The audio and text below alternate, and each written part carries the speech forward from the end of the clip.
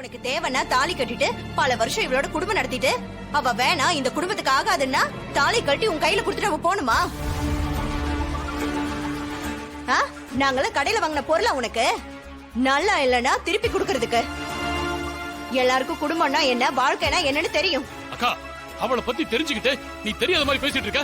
இங்க பாரு, ஒரு வீட்டுக்கு வாழ வந்த பொண்ணு அப்படி இப்படின்னு தான் இருப்பா. உன் அண்ணி நல்ல விதமா நடந்துக்கிறாங்கன்னா நம்ம அண்ணன் அவங்க கிட்ட நல்ல விதமா நடந்துக்கிறாரு. இவளுக்கு நல்ல புருஷனா நீ என்ன பண்ணிருக்க? எப்ப பார்த்தாலும் அவளை குறை சொல்லிட்டே இருக்கிறது. நானும் ஒரு குடும்பத்துல வாழ போன பொண்ணுதான்.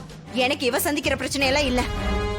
இவ ஒரு தப்பு பண்ணிட்டா, அதை ஏன் இப்படி பண்ணான்னு யாராவது கேட்டீங்களா?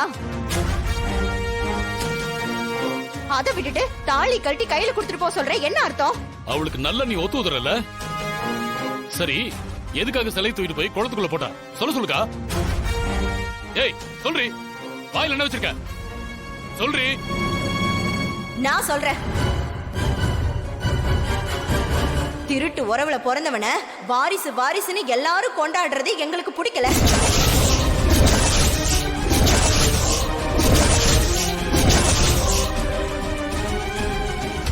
பூஜை பண்ணா வாரிசு வந்துருவான், அதனால பூஜை நடக்க கூடாதுன்னு சிலையை தூக்கி குளத்துக்குள்ள போட்டோம். போதுமா?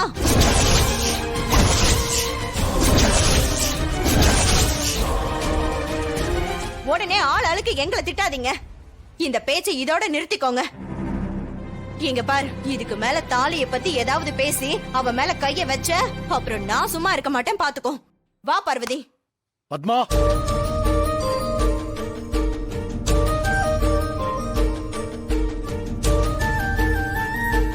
ஒண்ணு மட்டும் தெரிஞ்சுக்கங்க. இந்த வாரிசு வரதுல இந்த குடும்பத்துல யாருக்கு விருப்பம் இருக்கு யாருக்கு விருப்பம் இல்லைன்னு எனக்கு தெரியும்.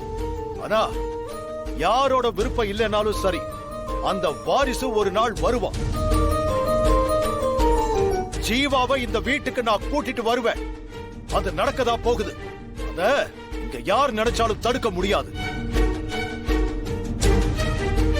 ஜீவாவை கொண்டு வந்து நிறுத்தினா சொத்துல பங்கு கொடுக்கறதுக்கு கையெழுத்து போடுறேன்னு சொல்லிருக்கீங்கல்ல, நான் கொண்டு வந்து நிறுத்துறேன். உங்களை கையெழுத்து போட வைப்பேன்.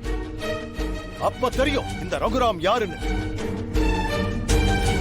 அவனை இந்த குடும்பத்தோட அதிகாரப்பூர்வ வாரிசா ஆக்க போறேன். அதை உங்க கண்ணு முன்னாடி நடத்தி காட்டதா போறேன்.